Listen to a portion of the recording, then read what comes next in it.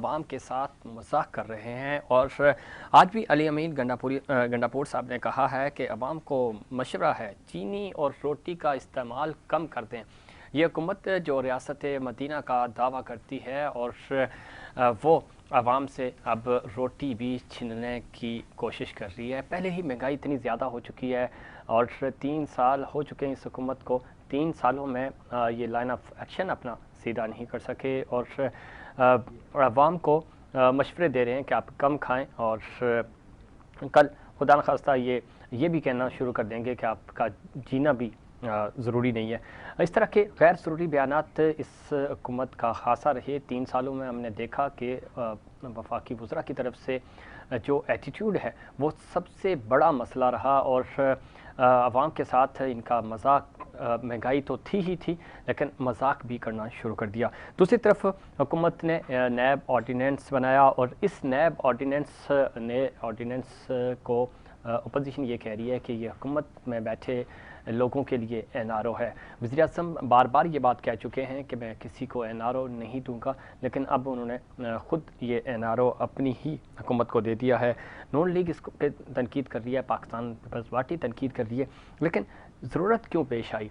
पाकिस्तान तहरीक इंसाफ का ये भी खासा रहा कि वो पहले फ़ैसला करते हैं और उसके बाद सोचते हैं कि इसके असरात क्या होंगे, और यही इस मामले में भी हुआ। देखना यह है कि क्या नैब ऑर्डिनेंस का लदम होगा या नहीं और अपोजिशन इसको चैलेंज करेगी या नहीं। अपोजिशन की अगर हम बात करें तो अपोजिशन ख़ुद डिवाइड है। यही वजह है कि पाकिस्तान तहरीक इंसाफ की इतनी जो कारकर्दगी है, बदतरीन कारकर्दगी के बावजूद अपोजिशन जो है वो हुकूमत को टफ टाइम नहीं दे पा रही। क्या वजह है? क्यों मुस्लिम लीग नून हो या पाकिस्तान पीपल्स पार्टी हो, दोनों अलग अलग एजेंडे और अलग अलग बयानिए के साथ आगे बढ़ रहे हैं। और ख़ास तौर पे जब हम मुस्लिम लीग नून की बात करते हैं तो इस पर कहा यह जा रहा है कि शहबाज शरीफ साहब का बयानिया बिल्कुल अलग है और मरीम नवाज़ जो है वो नवाज़ शरीफ साहब के बयानिए को लेकर चल रही है और वो बयानिया मुल्क दुश्मन बयानिया है, ऐसा कहना है वफाकी वज़रा का। इन तमाम इश्यूज़ पे बात करेंगे। हमारे साथ स्टूडियो में मौजूद हैं जनाब खालिद सुल्तान साहब। आप सीनियर सियासतदान हैं, MQM पाकिस्तान से राब्ता कमेटी के मेंबर हैं। खुश आमदीद कहते हैं आपको प्रोग्राम में। और हमारे साथ वीडियो लिंक पे मौजूद हैं जनाब डॉक्टर सुराब सरकी साहब, सीनियर सियासतदान हैं, MP हैं पाकिस्तान पीपल्स पार्टी के। डॉक्टर साहब आपको भी खुश आमदीद कहते हैं शो में। डॉक्टर निसार चीमा साहब मुस्लिम लीग नून के MNA हैं, थोड़ी देर में वो भी हमें ज्वाइन करेंगे, लेकिन गुफ्तगू का आगाज़ खालिद साहब आपसे करते हैं। महंगाई, कराची की डेवलपमेंट और आपके साथ चूँकि जो वादे हुए थे, पाकिस्तान तहरीक इंसाफ ने जो वादे किए थे और उसमें सबसे बड़ा मुतालबा आपका मरदमशुमारी का था। मरदमशुमारी पे आपके तहफ़्फ़ुज़ात दूर हो गए? मरदमशुमारी तो पूरे पाकिस्तान का मसला रहा है, क्योंकि हर 10 साल बाद मरदमशुमारी होनी चाहिए। जो आखिरी इससे जो भी ये मरदमशुमारी का ऐलान किया, कैबिनेट ने पास किया, ये शुरू हुआ था 2008 में ठीक ये प्रोसेस, और उससे पहले 98 में जो है 1998 में मरदमशुमारी हुई थी। उस वक्त भी कराची की आबादी को कम दिखाया गया था। उस वक्त तकरीबन 1.5 करोड़ की आबादी थी कराची की 98 में, और उस वक्त 98 लाख कराची की आबादी को दिखाया। उस वक्त भी हमारे तहफ़्फ़ुज़ात थे, लेकिन बदकिस्मती ये थी उसी वक्त गवर्नर राज लग गया, MQM उस पर आवाज़ उठा रही थी, तो हम अपने बहुत सारी परेशानियों का शिकार हो गई MQM, तो उस वक्त नहीं हो सके। लेकिन जब 2008 में ये अमल शुरू हुआ तो MQM ने इसमें भरपूर तरीके से हिस्सा लिया, अवेयरनेस लोगों में पैदा करने की कोशिश की, और MQM के वर्कर ने गवर्नमेंटल इदारों से इस सिलसिले में मुकम्मल ताउन किया। लेकिन वो बदकिस्मती ये रही कि इसके कई मराइल होते हैं, जिसमें से एक बड़ा हाउस होल्ड का होता है। सही, हाउस होल्ड की रिपोर्ट भी आ गई थी, और लेकिन उसके बाद फिर वो मरदमशुमारी को रोक दिया गया। ठीक। फिर 2000 अभी जाके बहुत इख्तलाफात थे, सिंध गवर्नमेंट के भी थे, हमारी भी थे, और पूरी दुनिया को ये कहना था कि कराची की आबादी जो अब तकरीबन 3 करोड़ के लगभग हो गई है, इसमें यहाँ के वज़ीर आला के बयान भी शामिल हैं, चीफ जस्टिस साहब का बयान भी शामिल है, और सब देख रहे हैं कि कराची की आबादी जिस बेबहा तरीके से बढ़ रही है और जहाँ इसको गिना नहीं जा रहा, तो तहफ़्फ़ुज़ात तो थे। और MQM मुसलसल इस पर आवाज़ उठा रही थी। MQM 5 साल से सुप्रीम कोर्ट में थी, सूबाई असम्बलियों में, कौमी असम्बली में, सेनेट में मुसलसल MQM ने इसके लिए आवाज़ उठाई। लेकिन हम शुक्रगुजार हैं वज़ीर आज़म साहब के कि उन्होंने हमसे कुछ अभी वादा किया था मरदमशुमारी को दोबारा कराने का। सही। जब इसकी रिपोर्ट शाया होने की तैयारी हो रही थी तो उसको उन्होंने पूरा करने का जो है जो वादा अब तकरीबन पूरा होता हुआ नजर आ रहा है। ठीक। अच्छा, इसमें एक चीज़ है, आपने बड़ा पूरा पस मंजर बताया, लेकिन हम देख रहे हैं कि अमूमन MQM पाकिस्तान जो है वो वफाकी हुकूमतों का हिस्सा रही, इन आउट आप रहे, पाकिस्तान पीपल्स पार्टी के साथ भी आपका ये रोमांस चलता रहा, लेकिन आप कहीं ना कहीं मफाहमत पे चले जाते हैं, कंप्रोमाइज़ कर जाते हैं, और वही कंप्रोमाइज़ जो है वो आपके लिए नुकसानदेह होता है। तो आप नहीं समझते कि अगर PTI के साथ आप इसी तरह हुकूमत का हिस्सा रहे, कराची वालों को और ख़ास तौर पे आपका जो वोटर है, आप सबसे बड़े स्टेक होल्डर हैं कराची के, तो उनको क्या बताएंगे कि आप 2023 के इलेक्शंस में या बल्दियात के इलेक्शंस होते हैं, तो उन इलेक्शंस में उनको क्या बताएंगे कि हमने आपके लिए क्या किया? देखिए, MQM एक जमहूरी जमात है और 1987 से जितने भी इलेक्शन हुए हैं MQM मुसलसल इलेक्शनों में हिस्सा लेती रही है और कराची से और सिंध के शहरी इलाकों से बड़ी कामयाबी हासिल करती रही है। सही। और हम ये चाहते हैं कि पाकिस्तान में ये सियासी, हमारा यकीन है, हमारे ईमान का हिस्सा है कि जमहूरियत ही पाकिस्तान का हल है। सही। लेकिन जो हम पे ये कहा जाता है कि हम शायद मफादात हासिल करने के लिए मुख्तलिफ हुकूमतों में शामिल होते हैं, ऐसा नहीं है। हमने कभी भी, हमेशा, आप पहली दफ़ा हम जब पीपल्स पार्टी के साथ शामिल हुए हुकूमत में 88 में, फिर नवाज शरीफ के साथ हुए 90 में, फिर 93 में, फिर पीपल्स पार्टी, फिर उसके बाद जिस जमात के साथ भी हम शामिल हुए हैं, अब PTI के साथ, हमारा अव्वलीन जो वो होता है कि जमहूरी सिस्टम चलता रहे पाकिस्तान में ताकि उसके असरात आम आदमी तक पहुँचे, तो उसके लिए हम जो है वो उनके साथ जद्दोजहद करते हैं, शामिल करते हैं। खालिद सुल्तान साहब, आपने गुफ्तगू सुनी, ख़ासतौर पे जो सराब सरकी साहब कह रहे थे कि आपके पास कुछ होगा नहीं, इलेक्शंस में अगर आप जाएंगे तो क्या आपका बयानिया होगा और क्या अवाम को बताएंगे, लेकिन सिंध हुकूमत की जब वो बात कर रहे थे, वो कह रहे थे कि वसीम अख्तर साहब ने वो काम नहीं करवाए, वही इख्तियारात मुर्तज़ा वहाब साहब के पास भी हैं, हमने छोटे छोटे प्रोजेक्ट्स करवाए हैं, सफाई सुथराई बेहतर हो गई है, कराची बेहतर हो गया है। आपको लगता है वाकई में कराची बेहतर हुआ है?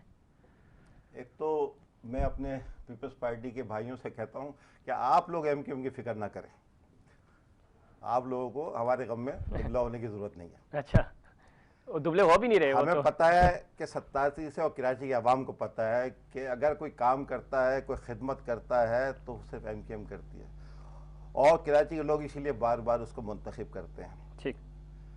और जहाँ तक रहा सवाल वसीम अख्तर के दौर का, देखो पूरी दुनिया में तमाम जो यूटिलिटीज़ होती हैं, जो आम आदमी के रोज़मर्रा के मसाइल होते हैं, वो बल्दियात के पास होते हैं। ठीक। ये दुनिया का वाहिद मुल्क था कि जहाँ के बकाया सूबों में तो इख्तियार बल्दियात के पास थे। सही। सिंध हुकूमत, पीपल्स पार्टी की हुकूमत जो 51 साल से इस सिंध के ऊपर मुसल्लत है और इसने इसको एक विलेज की सूरत दे दी है। एक आप 70 से पहले का कराची देखें, 70 से पहले का पाकिस्तान देखें। सही।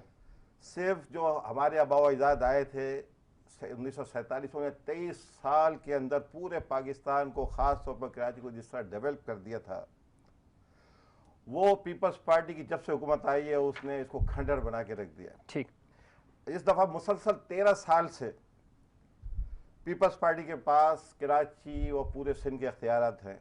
अरे हम तो कहते हैं चलो कराची के लोग पीपल्स पार्टी को वोट नहीं देते, ठीक है, हैदराबाद के लोग पीपल्स पार्टी को वोट नहीं देते, मीरपुर खास के लोग, सिंध के शहरी इलाकों के लोग नहीं देते, चलो उनकी दुश्मनी समझ में आती है, कराची को खंडर बना दें। आपने लाड़काना के साथ क्या किया? ठीक है। आपने नवाब शाह के साथ क्या किया? आपने सखर के साथ क्या किया? आपने दादू के साथ क्या किया? आप जाए तो सही। ठीक है, ठीक है, इस पे बिल्कुल सही कह रहे हैं खालिद सुल्तान साहब। आज को क्या बनाएंगे? खालिद सुल्तान साहब, मैं एक बात ये कहना चाहता हूँ, इस वक्त बात हो रही है जमहूरियत की और सियासत की बात कर रहा हूँ, कराची को बनाने की बात कर रहे हैं। ये जमहूरी जमात है, सही। 1 साल हो गया बल्दियाती सिस्टम, इलेक्शन क्यों नहीं कराए? ठीक। 4 महीने के अंदर इलेक्शन कराने चाहिए थे, क्यों नहीं कराए? क्यों? आपको ये सवाल सुनिएगा, हालात को देखा जाता है। सही। MQM बनी क्यों? MQM 84 में बनी है। कोटा सिस्टम कब नाफिज हुआ? कराची के बच्चों के ऊपर नौकरी के दरवाजे बंद कर दिए गए, तालीमी इदारों पे उनके दरवाजे बंद कर दिए। कराची की बच्चियों को कराची में मेडिकल का दाखिला नहीं मिलता था, उनको नवाबशाह जाके दाखिला लेना पड़ता था। तो ये कराची के नौजवान थे जो फ्रस्ट्रेटेड थे, उन्होंने एमक्यूएम बनाई, उसकी बुनियाद की। हम लोगों का तो कोई ताल्लुक ही नहीं था सियासत से, ना हमारे बाप दादा थे सियासत में, लेकिन एमक्यूएम का जो एक भी लीडर खान साहब, चूंकि ब्रेक का कहा जा रहा है मुझे, लेकिन कि आपको किसने कहा था कि आप तालीम हासिल ना करें, आप आगे ना बढ़ें? चूंकि सिस्टम रुका, आपकी एजुकेशन जो तबाह हुई उसमें तो पाकिस्तान पीपल्स पार्टी या किसी दूसरी जमात का किरदार नहीं है ना। पीपल्स पार्टी की गवर्नमेंट का किरदार है उसमें। क्या उन्होंने कराची के नौजवानों के उस वक्त आप इश्तिहारत निकालें उस वक्त के जमाने के, उसमें देखें लिखा हुआ कि कराची का बच्चे को यहाँ दाखिला नहीं मिलेगा। ठीक, दूसरा पूरे पाकिस्तान से आके बच्चा जहाँ दाखिला ले सकता है, कराची का बच्चा नहीं ले सकता। लेकिन कराची अपने कोटे पे भी तो टॉप देखिए आज तक लिखा हुआ आता है, मैं आपको बता रहा हूँ। मुझे पाकिस्तान को आपका पॉइंट आ गया, लेकिन ये एक लंबी डिबेट है, हम फिर किसी दिन इस पे बात करेंगे। ब्रेक के बाद हम नैब ऑर्डिनेंस के हवाले से बात करेंगे और मुस्लिम लीग नून का मौका भी लेंगे, लेकिन उससे पहले एक कमर्शियल ब्रेक। खुश आमदीद, बात हो रही थी नैब ऑर्डिनेंस के हवाले से, और ख़ास तौर पे नैब ऑर्डिनेंस को अपोजिशन कह रही है कि ये हुकूमत के लिए एनआरओ है, और वज़ीर-ए-आज़म पाकिस्तान इमरान खान बार बार ये कहते थे मैं किसी को एनआरओ नहीं दूंगा, और ये एनआरओ जो है वो अपोजिशन ये दावा कर रही है कि इन्होंने अपनी हुकूमती टीम को ही एनआरओ दे दिया। जो इखलाकियात का दर्ज खास तौर पर इमरान खान साहब देते थे, और वो हमें पूरा होता हुआ नज़र नहीं आ रहा। वो ये कहते थे कि अगर डॉलर ऊपर जाए, महंगाई बढ़े, और क्या क्या उन्होंने बोला था, और वो ये भी दावा करते थे कि अगर कोई रोड एक्सीडेंट हो जाता है तो ट्रांसपोर्ट के वज़ीर को इस्तीफ़ा दे देना चाहिए, रेलवे को इस्तीफ़ा दे देना चाहिए। आज उनके 3 जो कैबिनेट के लोग हैं उनका नाम आया है पेंडोरा पेपर्स में, उनको रिज़ाइन लेना चाहिए था उनसे, लेकिन नहीं कर सके। इखलाकियात, अगेन इथिक्स की अगर हम बात करें तो उस पर भी पूरा उतरते हुए नज़र नहीं आ रहे। खालिद साहब किस तरह देखते हैं, खासतौर पर नैब ऑर्डिनेंस कानून की बालादस्ती कायम करेगा? हुकूमत ये दावा करिए चूँकि इत्तेहादी आप उनके, और आपके ख़ास बैरिस्टर चूँकि फ़ारूक नसीम साहब का बड़ा दखल है इसमें, चूँकि इसमें सदर ममलकत को बाख्तियार बनाया गया है, तो आपको लगता है कि इस चीज़ का जो फ़ायदा है वो हुकूमत को जाएगा? और जो अपोजिशन दावा कर रही है कि एक एनआरओ है, तो आपको लगता है वाकई ये एनआरओ है? देखिए अभी तो नैब ऑर्डिनेंस आया है, हमारी लीगल टीम इसका जायज़ा ले रही है, और ये अभी पार्लियामेंट में आना है। ये तो अभी 90 दिन के लिए जो कुछ ऐसी सूरत पैदा हुई होगी कि उनको ऑर्डिनेंस गवर्नमेंट को जारी करने पड़ा। हम तो समझते हैं कि इस पे कानून साजी जो है वो पार्लियामेंट में होनी चाहिए, कौमी असम्बली में, सेनेट में, उस पर बहस होनी चाहिए, उस पर बहस होगी तो एमक्यूएम की टीम पार्लियामेंट में इंशाल्लाह ठीक इस पे अपने जो भी तहफ़्फ़ुज़ात होंगे या ख़यालात होंगे या इसमें जो इस्लाहात समझती होगी एमक्यूएम के होनी चाहिए, ठीक है, इसमें बेहतरी आने की कोशिश होनी चाहिए, तो वो इंशाल्लाह हमारे सेनेटर्स भी मौजूद हैं, हमारे एमएनएस भी मौजूद हैं, वो भरपूर तरीके से उस कानून साजी में हिस्सा लेंगे। ठीक है, इनसे इस तरह के फैसले की तवक्को की जा सकती है। खालिद सुल्तान साहब, आपको लगता है कि माहौल ऐसा आपको नज़र आ रहा है कि कबल अज़ वक्त इलेक्शंस हो जाएं? देखिए हम तो कहते हैं कि इलेक्शन वक्त पे होना चाहिए ताकि, लेकिन जो सूरत हाल बन रही है आवाम की महंगाई के हवाले से और लोगों की परेशानी बढ़ती जा रही है, तो उससे आवाम में बहुत बेचैनी बढ़ रही है, मायूसी है, और जिस तरह फ्रस्ट्रेशन बढ़ रही है सियासी जमातों में आपस में मुख्तलिफ इशूज़ को लेके, तो वो भी कोई अच्छा साइन नहीं नज़र आ रहा कि आगे की सूरत हाल बहुत वाज़ेह होकर नज़र नहीं आ रही। सही। और फिर हमारी जो इंटरनेशनल सूरत हाल है, अफगानिस्तान की सूरत हाल है और दीगर हमारे जो पॉलिटिकल सूरत हाल है उसके हवाले से, तो जो भी फैसले हों मैं समझता हूँ कि पाकिस्तान के मफाद में करने चाहिए, सबको जो है वो पाकिस्तान को मुकद्दम रखना चाहिए। जो हमारे असल तो अवाम है, अगर अवाम को रिलीफ नहीं मिलता तो फिर ज़ाहिर है अवाम ये सोचती है कि इस हुकूमत से हमें क्या फ़ायदा। क्या अफसर की साहब आपका बहुत शुक्रिया, खालिद सुल्तान साहब आपका शुक्रिया, डॉक्टर निसार चीमा साहब आपका बहुत शुक्रिया। नाज़रीन ये था हमारा आज का प्रोग्राम, उम्मीद करता हूँ दीगर